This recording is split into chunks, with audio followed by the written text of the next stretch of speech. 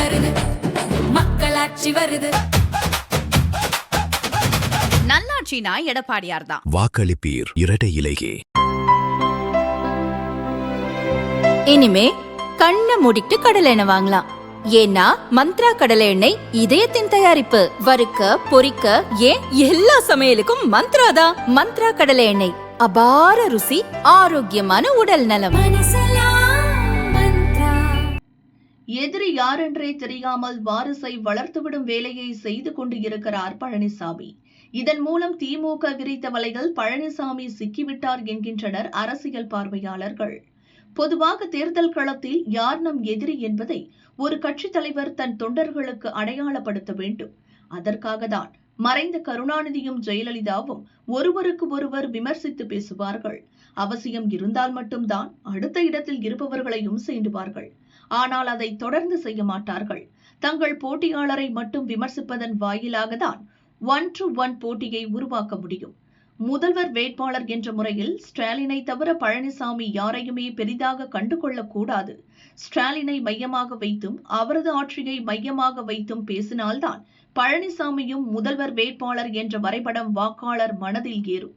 இதை சரியாக புரிந்து கொள்ளும் முதல்வர் ஸ்டாலின் பழனிசாமியை தவிர யாரையுமே இதுவரை விமர்சிக்கவில்லை. தவிக தலைவர் விஜய் தொடர்ந்து ஸ்டாலினை கடுமையாக விமர்சித்தாலும் அவருக்கு ஒருமுறை கூட ஸ்டாலின் பதில் கொடுக்காமல் இருக்கிறார். தப்பி தவறி விஜய்க்கு ஸ்டாலின் பதிலளித்து விட்டால் தவிக பலம் பெற்றுவிடும்.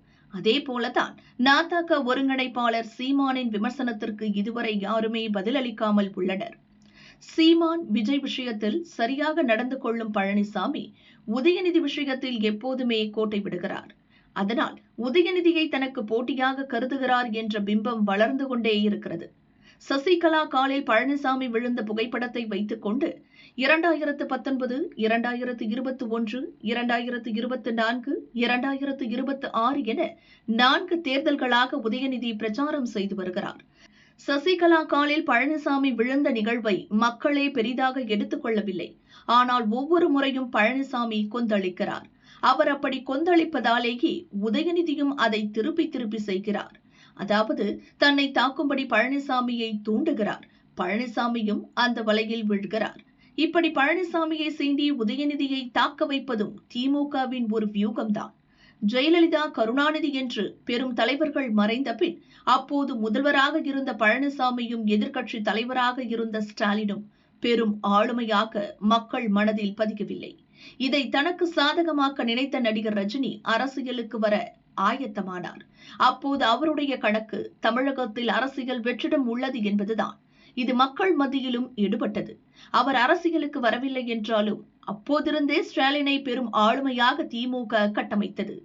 அதன்படிதான் எவ்வித சூழலையும் அமைதியாக கையாளுவார்.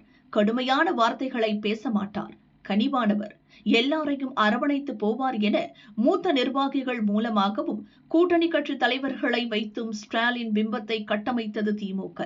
அதன் ஒரு பகுதியாக தான் தற்போதைய தேர்தலில் ஸ்டாலின் மீது பழனிசாமியை கவனம் செலுத்த விடாமல் தன் பக்கம் உதயநிதி திருப்புகிறார். இந்த உத்தியால் கடந்த தேர்தல்களில் திமுகவுக்கு பலன் கிடைத்தது. ஸ்டாலினின் பிம்பமும் உடையாமல் இருந்தது. திமுகவின் இந்த உத்தி பற்றி அறியாத பழனிசாமி தன் மொத்த சக்தியையும் உதயநிதிக்கு பதிலடி கொடுப்பதிலேயே செலவிடுகிறார். உதயநிதிக்கு பதிலடி கொடுப்பதாக நினைத்து அவரது கிசுகிசு கதைகளை பழனிசாமி பேசுகிறார்.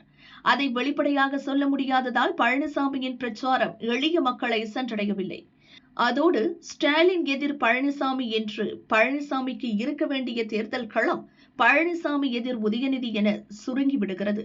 கடந்த 50 ஆண்டுகளாக தமிழக வரலாற்றில் திமுக எதிர்ப்பில்தான் அதிமுக, மதிமுக, தேமுதிக, தற்போது தவிக வரை உருவாகியிருக்கின்றன. இதில் திமுக எதிர்ப்பில் உறுதியாக இருந்ததால்தான் அதிமுகவால் எதிர்க்கட்சி அந்தஸ்திலும் இருக்க முடிந்தது. இன்று ஸ்டாலின் தான் திமுகவின் முகம். அதனால் ஸ்டாலின் தான் திமுக. அவரை எதிர்ப்பதில் கவனம் செலுத்தினால்தான் திமுக எதிர்ப்பு ஓட்டுகளை அதிமுகவால் பெற முடியும். அது சிதறினால் அதிமுகவுக்கு இழப்புதான். அதிமுகவுக்கு லாபம் கிடைக்காதபடி தங்களுக்கு எதிரான ஓட்டுகளை சிதறடித்தாலும் தங்களுக்கு வெற்றி கிடைக்கும் என்ற வியூகத்தை திமுக கையில் எடுத்துள்ளது. ஸ்டாலின் மீதான எதிர்ப்பு அரசியலை ஒன்று குவிய விடாமல் உதயநிதி பார்த்துக் கொள்கிறார்.